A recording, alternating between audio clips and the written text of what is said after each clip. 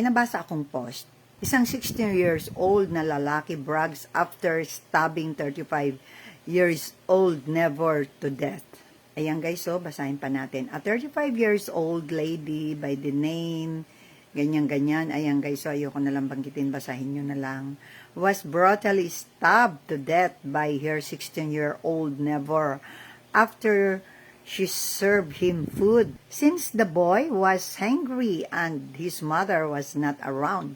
So ayan nga, binigyan niya nga ito ng pagkain dahil ang batang ito na 16 years old na sumaksak sa kanya is walang makain dahil wala ang nanay nito. Ito ay gutom, okay? Few hours later, the boy, ang kanyang pangalan ay ganito ganyan, basahin nyo na lang, ay inatake na nga siya nito, ano? Itong babae na 35 years old, inatake na ito ng kutsilyo, okay? And stab, ito na nga, sinaksak nga siya nito ng 6 to 9 times na beses, no? Till she slumped, ayan, hanggang sa siya na ay natumba, ayan, siya na ay bumagsak. Then he dragged her, bleeding, ayan, no? Nakaladkad nga talaga siya na duguan ang kanyang katawan, siya ay bumagsak, ano? Ang kanyang katawan, duguan. Yan ang nangyari sa kanya. Pagkatapos siyang saksakin itong binigyan niya ng tulong ng kapitbahay niya na 16 years old. So, why did this 16-year-old boy killed this woman? Bakit nga ganon na pinatay nitong 16 years old na lalaki ang babae? So, according to his confession, nang siya nga ay tinanong, ay ito ang kanyang naging sagot. After he was arrested by police, ay ito ang kanyang naging sagot. He killed her to get promoted to higher rank in his cult group. Samahan ng kulto. Mayroon siyang inaniban na samahan ng kulto.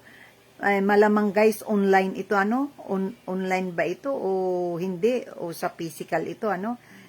Pero ganun pa man, so marahil yan nga talaga ang dahilan, ano?